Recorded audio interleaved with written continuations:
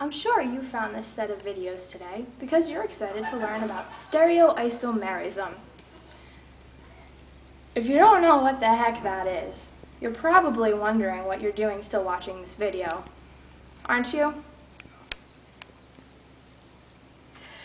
If you aren't closing out a bit, it's because you subconsciously want to learn some organic chemistry. So why not learn it consciously? In case you haven't quite caught on yet, these videos explain stereoisomerism, which is a concept important to, guess what it is, organic chemistry. You already know an element of this topic because you encounter it in everyday life. Does anybody have any guesses on what this is? Oh, I'm sorry, this isn't Dora. We don't interact like that here. Unless you want to? Any takers? I suppose not. No responses. Whatever. Okay, so the element of stereoisomerism we will explain now. You know, the one you encounter in everyday life. You know what it is? Wait for it. Symmetry! You remember what symmetry is, right? I think it was taught back in like 2nd grade. Maybe you forgot. Well, if you did, there's a few types of symmetry, including reflectional and rotational symmetry.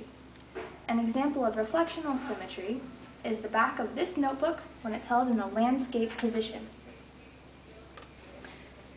It's symmetrical because it has a plane of symmetry where the image is the same on both sides.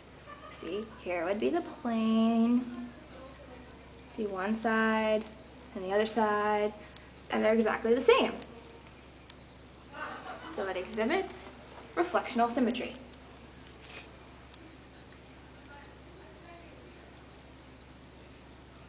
An example of rotational symmetry is this sphere, where you can rotate it any way you want and it'll look exactly the same.